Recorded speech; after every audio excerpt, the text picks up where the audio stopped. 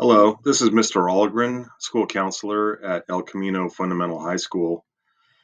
I have the end of the alphabet O through Z.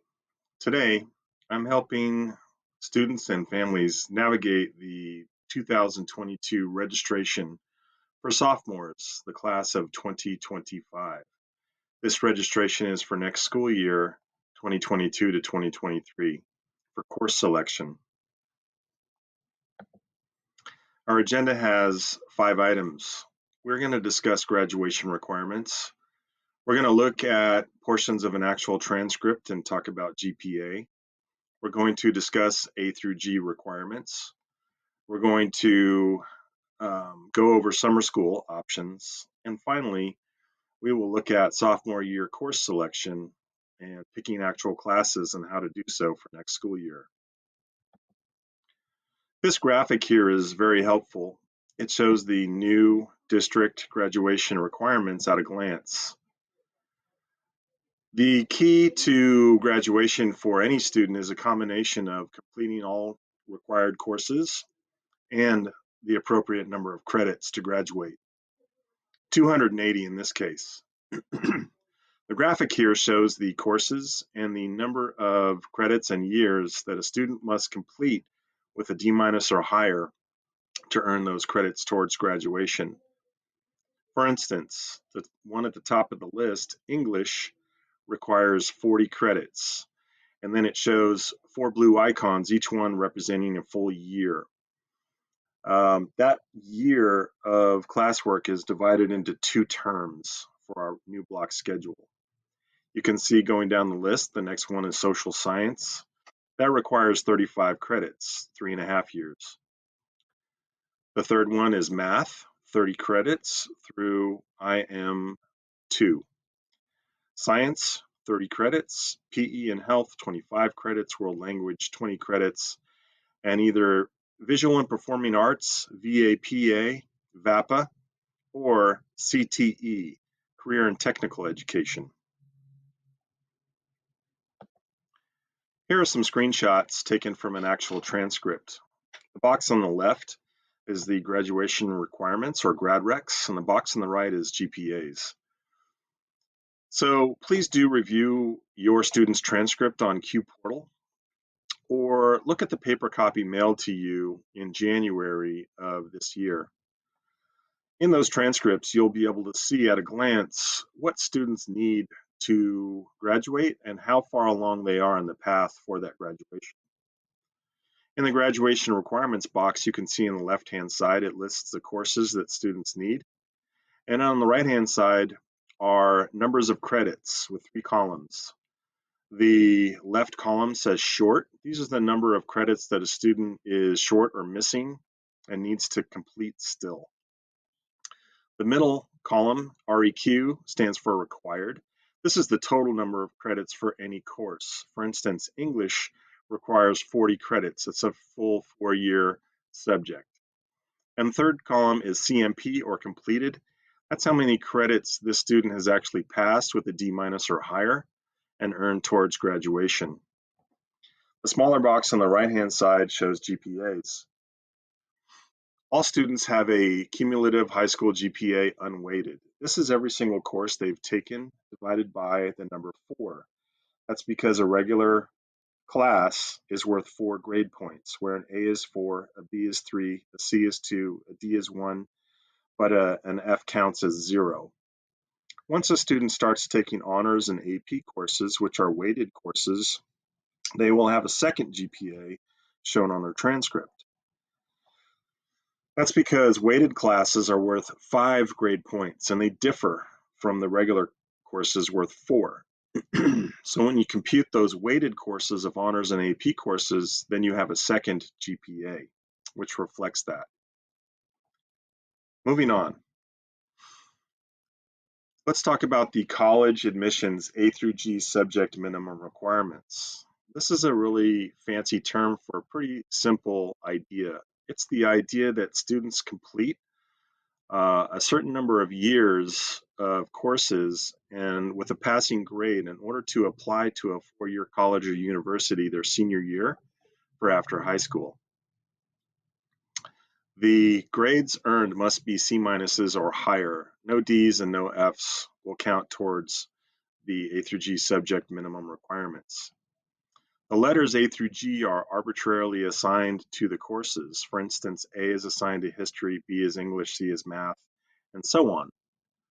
So you can see at a glance that students must take and pass 2 years of history social science with a C minus or higher in order to be eligible to apply to a 4-year college after high school. We are not talking about a community college, which has different requirements. B is attached to English, and that requires 4 years. C is attached to math, and for college, that means 3 years through IM3 as a minimum. But as you can see, they recommend strongly 4 years. D is lab science, 2 years minimum, but 3 years strongly recommended. E is language other than English or LOTE, L-O-T-E, and that's 2 years of the same language. F is visual and performing art, VAPA or VAPA, 1 year. And then the G, academic elective, is most classes offered at El Camino that are academic, that are not a PE course or a TA course. We do offer summer school for students who need it. Priority 1 is for students who have to make up a failed class where they earned an F, repeat a class to meet A through G requirements where they've earned a D and want to do grade improvement. Priority 2 is students with an impacted schedule who are in a program like AVID, BAND, EPI, and so forth. In order to demonstrate this need for summer school, however, they must have 8 courses selected on Q and show that there is no room for the course they want to take in summer school for what we call enrichment, and sometimes people call that getting ahead. We have several modes of summer school. There is in-person seat-based summer school at Del Campo High School. Session 1 is from June 14th to July 1st, and Session 2 is July 5th to July 22nd. Summer school is Monday through Friday, 8 a.m. to 2 p.m. There are online versions of summer school through San Juan Unified. It's referred to as Online Independent Study through Apex. Apex is a brand name for the computer program that we use. There's also a paper packet version of this independent study option. These sessions have the same dates as above. Another option could be the charter school options for youth, a free charter school in our local area that offers a robust summer school catalog. They are online only and they start enrolling in July of 2022. To sign up for all summer school programs, please use the link below. Sophomores do have required coursework. Looking at a sophomore schedule with 8 slots, here are the coursework that they are required to take, including their options for electives. First, English, math, world history, PE, chemistry, which is a physical science, LOTE, or language other than English, which is Spanish or French, and then 2 slots for electives. Remember, an elective is not necessarily a fun class. An elective is any class that you choose to take. So if a student wanted to do credit recovery or grade improvement in their actual course day, in their periods during the day, they could add these courses to the elective slots to earn that credit or that grade improvement. Here is the first half of the sophomore planner sheet. This shows the grade 10 elective offerings, and we also have a course description book available on our school website if you want to dive deeper into what each class does.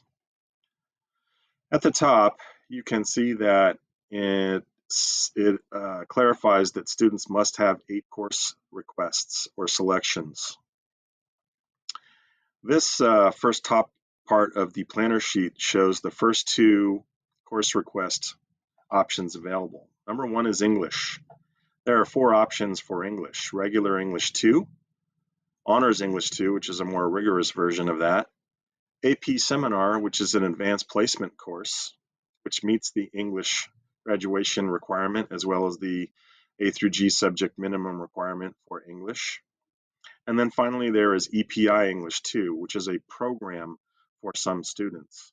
Of course, EPI students can level up their game and select Honors English 2 or AP Seminar instead of EPI English 2. The second course offering is Math. You can see that there are 6 choices. This slide shows 2 of our paths for math students. The top one being a more basic path and the bottom one being a more accelerated path. Your student should know which path he or she belongs to. For questions about what math class to take, they can refer to their math teacher or their counselor. This slide shows the bottom half of the student planner sheet, continuing with course option 3, which is World History. There are 3 choices of World History. Choice 4 is Physical Education or PE. There's only one choice for PE2. All students must take PE1 and PE2. The 5th option is Science, with 2 physical sciences listed, Chemistry and Honors Chemistry. The 6th choice is Language Other Than English, or LOTE, L-O-T-E. There are quite a few selections here, and students should choose based on their progress and previous courses in LOTE. And finally, choices 7 and 8 are electives. Remember that electives are not necessarily fun classes, but are simply courses that students choose to take. This slide here shows the grade 10 class of 2025 elective course offerings. At the top, you can see the UC CSU requirements for A through G and what each category stands for, where A is history, social science, B is English, C is math, and so on. That information is put at the end of each course. So at a glance, you can tell when you take a course what A through G category it is satisfying. For instance, the top one on the left, Career Technical Electives, CTE electives.